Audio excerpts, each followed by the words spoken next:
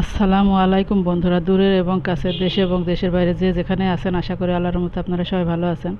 আর আপনাদের দয়া আল্লাহর রহমতে আমিও ভালো আছি। আমি সাবিনা, আমার চ্যানেল সাবিনাতে নতুন এক ভিডিও নিয়ে আপনাদের মাঝে হাজির হলাম। আর আমার চ্যানেল সাবিনাতে আপনাদের সবাইকে স্বাগতম। তো আমি আজকে গরুর মাংস রান্না করব। তো গরুর মাংস আমি কুটে ধুয়ে রেডি করে নিয়ে আমি কড়াতে তেল দিয়ে পেঁয়াজ দিয়ে দিয়েছি। আসলে এটা গরুর মাংস, মাংস শুধু মাংস নয়, এখানে আছে গরুর যে জিহ্বাটা থাকে, জিহ্বাটা মাংস। আর গরুর উটের কাছের মাংস নাকি বলে, ওটা আমি চিনি না সঠিক। তো সব মিলাই কেনা। তো এই মাংসগুলো খেতে নাকি মশলা অনেক মজা হয়, মানে অনেক স্বাদ লাগে। তো এই প্রথম আমি রান্না করব।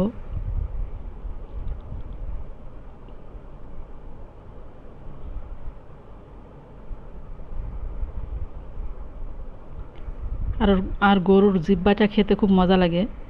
আপনারা খেয়েছেন কিনা জানি না।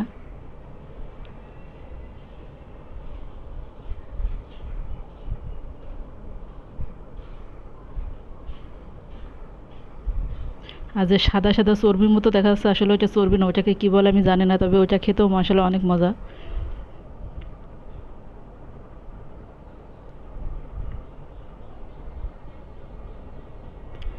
আর মাংসটার দেওয়ার দেওয়ার পরে যে পানিটা উঠে, ওই পানিটা শুকিয়ে গেছে, তো আমি একটু কষানো পানি দিব।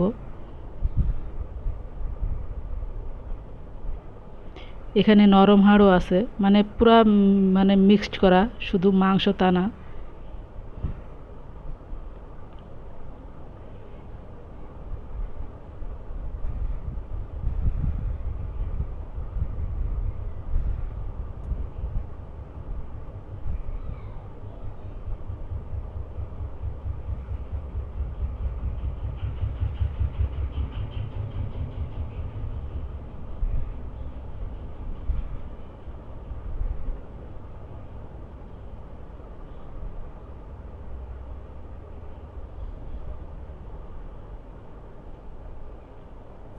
তো আমার রান্নাটা যদি আপনাদের ভালো লাগে, তাহলে আমার চ্যানেলটাকে সাবস্ক্রাইব করবেন, কমেন্ট করবেন এবং লাইক করবেন।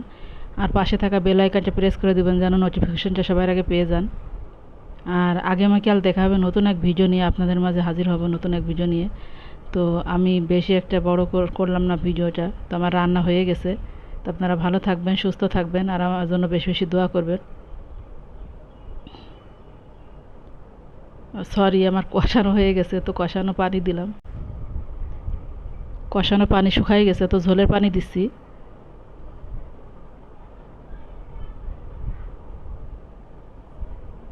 আর মাংসটা হয়ে গেছে, তো গুঁড়া মশলাটা ছিটাই দিলাম এখানে।